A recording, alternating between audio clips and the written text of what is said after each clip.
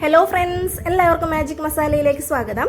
ഇന്ന് സാമ്പാറിന്റെ റെസിപ്പിയുമായിട്ടാണ് ഞാൻ വന്നിരിക്കുന്നത്. തേങ്ങ വറുത്തരച്ചുണ്ടാക്കുന്ന സാമ്പാറാണ്. അടിപൊളി സ്വാദാണ്. അപ്പോൾ നമുക്ക് എങ്ങനെയാണ് ഉണ്ടാക്കുന്നതെന്ന് നോക്കിയാലോ. അതിന് മുമ്പായിട്ട് വീഡിയോ ആദ്യമായിട്ടാണ് കാണുന്നതെന്നുണ്ടെങ്കിൽ ഒന്ന് സബ്സ്ക്രൈബ് ചെയ്തേക്കണേ. നമുക്ക് റെസിപ്പിയിലോട്ട് കിടക്കാം. 250 ml കപ്പിൽ 1 കപ്പ് തുവരപ്പരിപ്പാണ് എടുത്തിട്ടുള്ളത്. നന്നായിട്ട് കഴുകിയതിന് ശേഷം നമുക്ക് കുക്കറിലേക്ക് ഇട്ട് കൊടുക്കാം. ഞാൻ തൃശ്ശൂർ സൈഡിലൊക്കെ കല്യാണ സദ്യകളിൽ ഉണ്ടാവാറുള്ള തേങ്ങ ചേർക്കാതെ വറുത്തരച്ചുണ്ടാക്കുന്ന സാമ്പാറിന്റെ റെസിപ്പി അപ്ലോഡ് ചെയ്തിട്ടുണ്ടായിരുന്നു. ഒരുപാട് പേര് നല്ലതാണെന്ന് അഭിപ്രായം പറഞ്ഞിരുന്നു. എല്ലാവർക്കും താങ്ക് യു.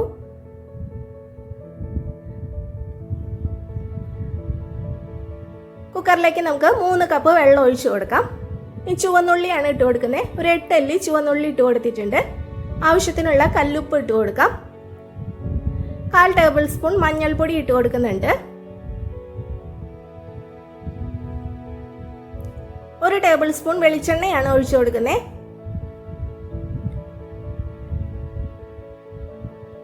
ഇനി ഒരു ചെറിയ കഷ്ണം കായാണ് എടുത്തിട്ടുള്ളത്. മുഴുവനോടെയുള്ള കായാണ്. ഒരു കറുത്ത കടലയുടെ ഒക്കെ വലുപ്പത്തിലുള്ള ഒരു ചെറിയ കഷ്ണം കായം, അത്രയാണ് എടുത്തിട്ടുള്ളത്.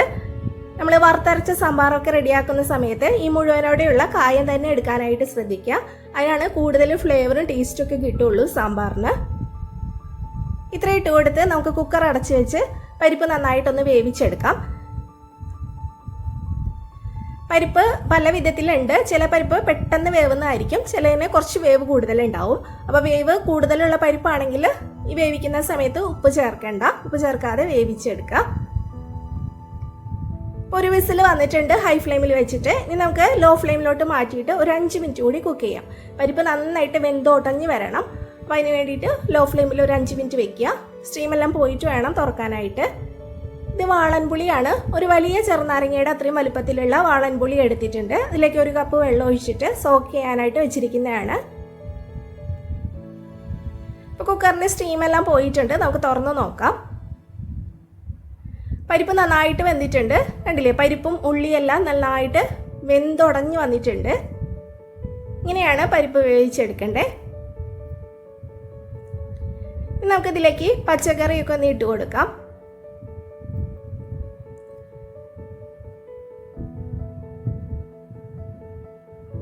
ഒരു ചെറിയ സവാള വലിയ കഷ്ണങ്ങളായിട്ട് കട്ട് ചെയ്ത് എടുത്തിട്ടുണ്ട്. 2 മുരിങ്ങയ്ക്കയാണ് എടുത്തിട്ടുള്ളത്. ഒരു ചെറിയ കഷ്ണം മത്തങ്ങ എടുത്തിട്ടുണ്ട്. ഒരു മീഡിയം സൈസിലുള്ള ക്യാരറ്റ് എടുത്തിട്ടുണ്ട്. ഒരു നേന്ത്രക്കായാണ് എടുത്തിട്ടുള്ളത്, മീഡിയം വലുപ്പത്തിലുള്ളത്. 3 പച്ചമുളക് നടുകെ കീറി വെച്ചിട്ടുണ്ട്. 3 വെളുത്തുള്ളി എടുത്തിട്ടുണ്ട്. ഇത്രയാണ് നമ്മൾ സാമ്പാറിൽ ചേർത്ത് കൊടുക്കുന്നത്. നിങ്ങൾക്ക് ഇഷ്ടമുള്ളത് ഏത് വെജിറ്റബിൾ ആണോ അത് ആഡ് ചെയ്ത് കൊടുക്കാം. എല്ലാതും കുറേശ്ശെ ഇട്ട് കൊടുത്താൽ മതി, അധികം കൂടുതൽ വേണ്ട.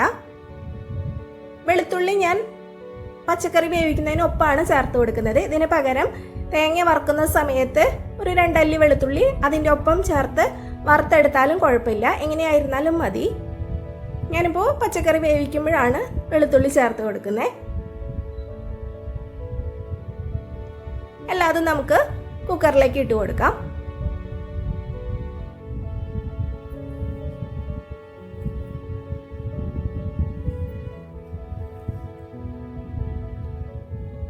ഇനി ഇതിലേക്ക് നമുക്ക് വാളൻപുളി സോക്ക് ചെയ്യാനായിട്ട് വെച്ചിട്ടില്ല, അത് നന്നായിട്ടൊന്ന് പിഴിഞ്ഞ് അതിൻ്റെ ജ്യൂസ് ഇതിലേക്ക് ഒഴിച്ചു കൊടുക്കാം. പുളി പിഴിഞ്ഞത് മുഴുവനായിട്ട് ഒഴിച്ചു കൊടുക്കുന്നുണ്ട്. ഇനി നിങ്ങൾക്ക് പുളി കൂടി പോകുമെന്ന് സംശയം ഉണ്ടെങ്കിൽ കുറച്ച് പുളിയുടെ ജ്യൂസ് മാറ്റി വയ്ക്കാം. ഒരു 1/4 ഭാഗത്തോളം ഒഴിച്ചു കൊടുക്കുക, ഒരു 1/4 ഭാഗം മാറ്റി വയ്ക്കുക. ലാസ്റ്റിൽ നോക്കിയിട്ട് ആവശ്യമുണ്ടെങ്കിൽ ചേർത്ത് കൊടുത്താലും മതി. ഈ തേങ്ങ വറുത്തരച്ച് സാമ്പാറാകുമ്പോൾ ചെറിയൊരു പുളിരസം ഉണ്ടായിരുന്നാലാണ് കൂടുതൽ സ്വാദ് ഉണ്ടാവുക. ഇതിലേക്ക് 1 കപ്പ് വെള്ളം ഒഴിച്ചു കൊടുത്തിട്ടുണ്ട്. ഇനി നമുക്ക് അടച്ചു വെച്ചിട്ട് ഇത് ഒരു വിസിൽ വരുന്നവരെ ഹൈ ഫ്ലെയിമിൽ വെക്കുക. വിസിൽ വന്നാൽ അപ്പം തന്നെ നമ്മൾ ഫ്ലെയിം ഓഫ് ചെയ്യണം. വിസിൽ വന്നപ്പോൾ ഫ്ലെയിം ഓഫ് ചെയ്തിട്ടുണ്ട്. ഇനി ഒരു 3 മിനിറ്റ് ആകുമ്പോൾ നമ്മൾ ഇതിൻ്റെ സ്റ്റീമെല്ലാം കളഞ്ഞിട്ട് തുറന്ന് നോക്കണം.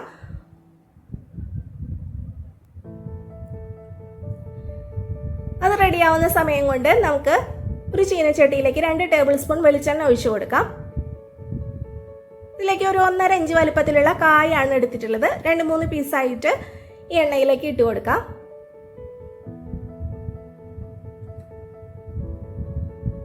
വറുത്തരച്ച സാമ്പാറൊക്കെ ഉണ്ടാക്കുമ്പോൾ കായം കുറച്ച് കൂടുതലായിട്ട് ചേർക്കണം. എന്ന് വെച്ചിട്ട് കൂടുതൽ ചേർക്കരുത്. കൂടുതലായി പോയാൽ കായത്തിന് ഒരു കയ്പ്പ് രസം വരും സാമ്പാറിന്.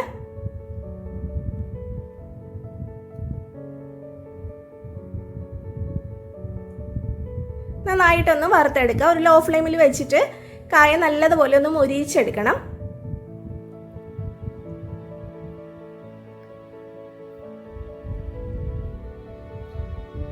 കായ എന്താ നന്നായിട്ട് വറുത്തെടുത്തിട്ടുണ്ട്. നമുക്ക് കോരി മാറ്റാം.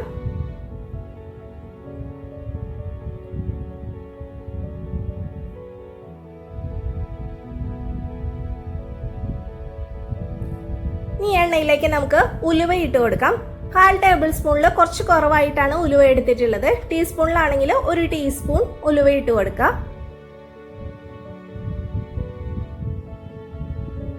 ഉലുവ ചെറുതായിട്ടൊന്ന് പൊട്ടി വന്നാൽ നമുക്കിതിലേക്ക് മല്ലി ഇട്ട് കൊടുക്കാം. 4 ടേബിൾ സ്പൂൺ മല്ലിയാണ് എടുത്തിട്ടുള്ളത്. അത് നമുക്കിതിലേക്ക് ഇട്ട് കൊടുക്കാം.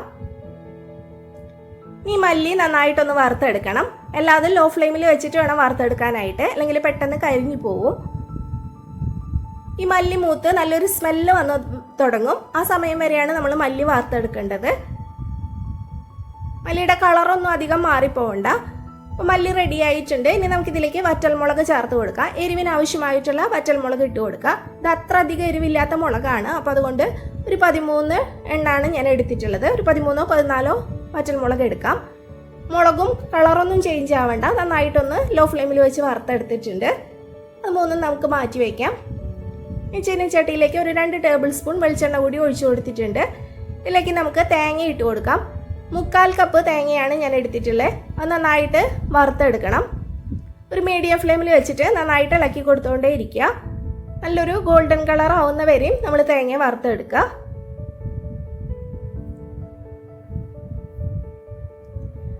തേങ്ങയുടെ കളറ് കുറച്ച് മാറി തുടങ്ങിയിട്ടുണ്ട്.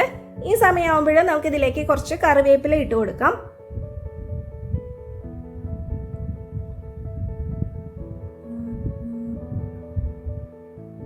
ഇനി ഇതിലേക്ക് ഇട്ട് കൊടുക്കുന്നത് കുരുമുളകാണ്. 1 ടീസ്പൂൺ കുരുമുളക് എടുത്തിട്ടുണ്ട്. അത് നമുക്ക് ഇതിലേക്ക് ഇട്ട് കൊടുക്കാം.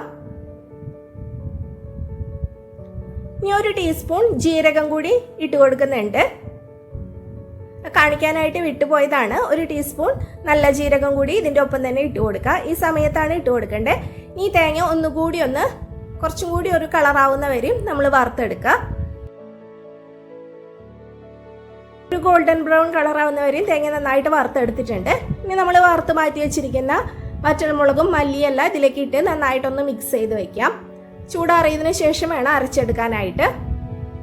നമുക്ക് കുക്കറൊന്ന് തുറന്ന് നോക്കാം. കുക്കർ 3 മിനിറ്റ് ആയപ്പോൾ സ്റ്റീമെല്ലാം കളഞ്ഞ് വെച്ചിട്ടുണ്ടായിരുന്നു. കണ്ടില്ലേ, ഇപ്പോൾ വെജിറ്റബിൾസ് എല്ലാം നന്നായിട്ട് കുക്കായിട്ടുണ്ട്. ഒട്ടും ഉടഞ്ഞു പോയിട്ടില്ല. മുരിങ്ങയ്ക്കൊക്കെ കണ്ടില്ലേ, ഒട്ടും ഉടയാതെ കിട്ടിയിട്ടുണ്ട്.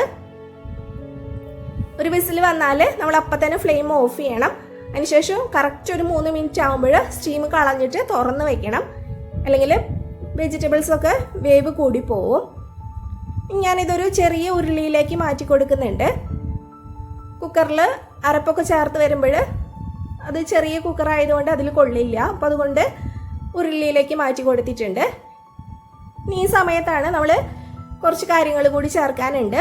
ഒരു തക്കാളി കഷ്ണങ്ങളാക്കി എടുത്തതും, അതുപോലെ തന്നെ ഒരു 7 വെണ്ടയ്ക്ക എടുത്തിട്ടുണ്ട്. ഒരു വഴുതനങ്ങയാണ് എടുത്തിട്ടുള്ളത്. എല്ലാതും കഷ്ണങ്ങളാക്കി വെച്ചിരിക്കുന്നതാണ്. അത് 3ഉം കൂടി നമുക്ക് ഈ സമയത്ത് ഇട്ട് കൊടുക്കാം. ഇനി അതൊന്ന് കുക്കായി കിട്ടണം. ഒരു 5 മിനിറ്റോളം നമുക്കിതൊന്ന് വേവിച്ചെടുക്കാം. അപ്പോൾ നമ്മുടെ അരപ്പ് റെഡി ആയിട്ടുണ്ട്.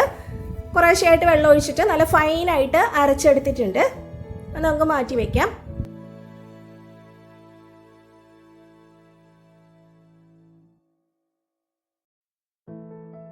ഇപ്പോൾ വഴുതനങ്ങയും വെണ്ടയ്ക്കൊക്കെ നന്നായിട്ട് വെന്തിട്ടുണ്ട്. ഇനി നമുക്ക് ഇതിലേക്ക് അരപ്പ് ചേർത്ത് കൊടുക്കാം. ഇനി ആവശ്യത്തിനുള്ള വെള്ളം ഒഴിച്ചു കൊടുക്കണം. മിക്സിയുടെ ജാറിലേക്ക് ഒരു 2 കപ്പ് വെള്ളം ഒഴിച്ചിട്ട് അത് ഒഴിച്ചു കൊടുത്തിട്ടുണ്ട്. അരപ്പ് ചേർത്തപ്പോൾ കുറച്ച് തിക്കായിട്ടാണ് ഇരിക്കുന്നത്. നമുക്ക് പാകത്തിനുള്ള വെള്ളം ഒഴിച്ചിട്ട് ഇത് ലൂസാക്കി എടുക്കണം. ഒരു 2 കപ്പ് വെള്ളം കൂടി ഒഴിച്ചു കൊടുക്കുന്നുണ്ട്. മൊത്തത്തിൽ 4 കപ്പ് വെള്ളമാണ് ഈ അരപ്പിനൊപ്പം ചേർത്ത് കൊടുക്കുന്നത്.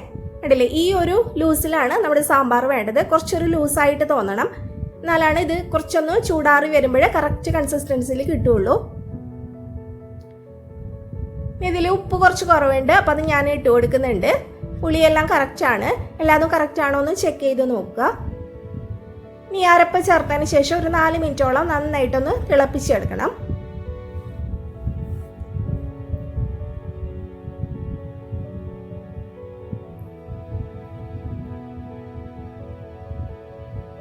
സാമ്പാർ പൊടി വെച്ചിട്ട് ഉണ്ടാക്കിയെടുക്കുന്ന അടിപൊളി ടേസ്റ്റിലുള്ള സാമ്പാറിൻ്റെ റെസിപ്പി അപ്ലോഡ് ചെയ്തിട്ടുണ്ട്. അതുപോലെ തന്നെ ഇഡ്ഡലിക്കും ദോശയ്ക്കൊക്കെ കൂടെ കഴിക്കാൻ പറ്റിയ ഉള്ളി സാമ്പാറിൻ്റെ റെസിപ്പി അപ്ലോഡ് ചെയ്തിട്ടുണ്ട്. അപ്പോൾ എല്ലാത്തിൻ്റെയും ലിങ്ക് താഴെ കൊടുക്കാം, കണ്ടിട്ടില്ലെങ്കിൽ കണ്ടു നോക്കണേ. കണ്ടില്ലേ, നമ്മുടെ കഷ്ണങ്ങളൊന്നും ഒട്ടും തന്നെ ഉടഞ്ഞു പോയിട്ടില്ല, കറക്റ്റ് പാകത്തിന് കുക്കായിട്ട് കിട്ടിയിട്ടുണ്ട്. അപ്പോൾ ഈ പറഞ്ഞ രീതിയിൽ ചെയ്ത് നോക്കുക.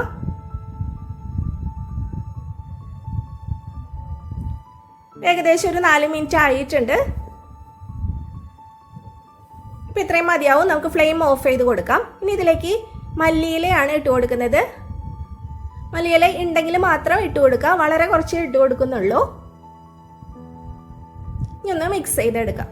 നമ്മുടെ സാമ്പാർ റെഡി ആയിട്ടുണ്ട്.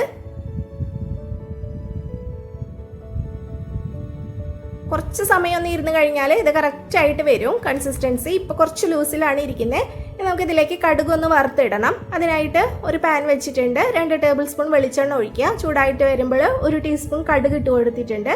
കടുക് നന്നായിട്ട് പൊട്ടി വന്നാൽ 2 പച്ചമുളക് കഷ്ണങ്ങളാക്കിയതും കുറച്ച് കറിവേപ്പില ഇട്ട് കൊടുക്കാം. ഇതൊന്ന് നന്നായിട്ട് മൂപ്പിച്ചെടുക്കാം.